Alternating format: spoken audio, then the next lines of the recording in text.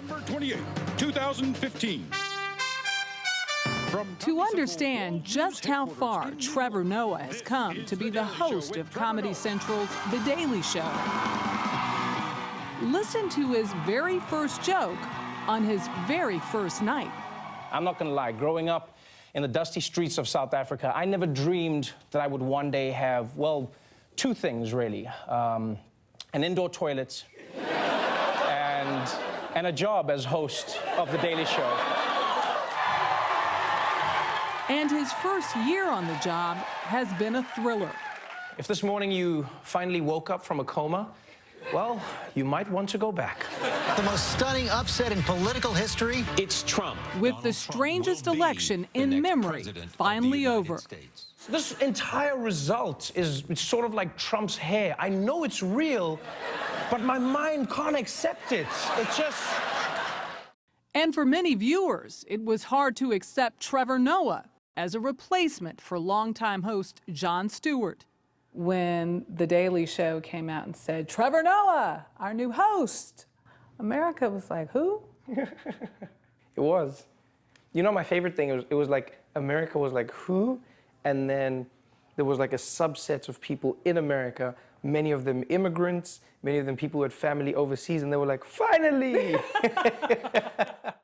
Then again, Noah has always thought of himself as an outsider. Because I really do. Born mixed race, he grew up in South Africa during the racially segregated time known as apartheid. It was blatant. You must remember, apartheid was the best racism, and this is not in a joking manner. People don't realize how well thought out apartheid was. His mother was South African and black. His father, a Swiss national, was white. Their courtship, a favorite subject of his stand-up routine. My mom was like, woo, I don't care, I want a white man, woo! You know? And my dad was also like, well, you know how the Swiss love chocolate, so he was just... What wasn't funny was that his parents, legally forbidden to marry, broke the law not only for being together, but also by having him. He calls his new memoir, Born a Crime. I remembered my dad used to love running with me. I used to remember running with him in the park and running with him in the streets. And then when I got older and I realized about the laws in South Africa, he wasn't running with me, he was running from me. This was a man who couldn't be seen with this child because then the game would be up, you know, the lie would be revealed.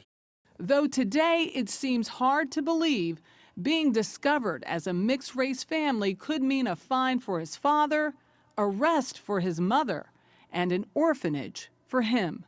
My mom was genius. I mean, she was friends with a woman who was my skin color, you know, a woman who was a different race, but my skin color. And so she would get her to act like she was my mom. And then my mom would walk with us in the streets and act like she was my maid. She would act like she worked for us. But that's the world we lived in. My mom found a way to navigate that world. Feeling like an outsider in both black and white communities, Noah credits his mother for getting him through the worst of times. She said, I can't promise you money, I can't promise you a good life, but I can promise you knowledge and food. Those are the two things I'll make sure you get. Ladies and gentlemen, please welcome Trevor Noah. There was also humor. As Noah got older, he turned to stand-up, mining his life experiences for laughs. Yeah, we laugh at everything. Case in point. Even the very painful ones. My mother was shot, right? She was shot twice. Once in the ass, and she was shot in the head. Oh, yeah, it got serious. In 2009, Noah's mother was shot twice by her ex-husband in a drunken rage. It was humor that helped his family heal. Even when your mom was shot? Yeah, even during that time. And my mom looks at me and she goes, shh, Trevor, shh, don't cry, baby. I said, no, Mom, I'm gonna cry. You were shot in the head. And she says, no. Look on the bright side. I said, what bright side? She says, no, at least now because of my nose, you're officially the best looking person in the family. She was the first one to make a joke, and we still joke about it till this day. I see some people look at me with pity when I tell these stories, and I go, no, It's not a story of pity, it's a story of triumph. Americans don't know a lot about South Africa. Around that time, Noah began performing in small clubs around the U.S. Oh my God! Oh my God, you're from Africa! How did you get here? But American audiences didn't know what to make of an African comic who looked and sounded like Noah. This next comedian is from Africa. And people think a guy in leopard skin will come running on the stage.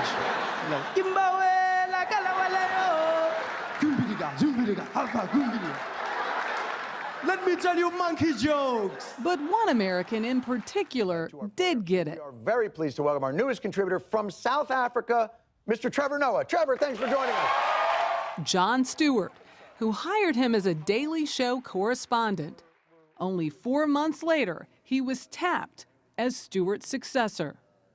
I remember being weak. Yeah. I was lucky I was sitting down. I think I would have fallen. I would have fainted. Welcome to the Daily Show. I'm Trevor Noah. A year in, it hasn't been all laughs. Ratings for The Daily Show are down.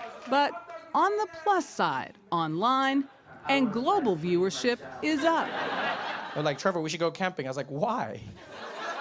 Why would I do that? I've worked so hard to not camp. And Noah still manages to perform stand-up almost every weekend. It's where the 32-year-old seems to be at his happiest.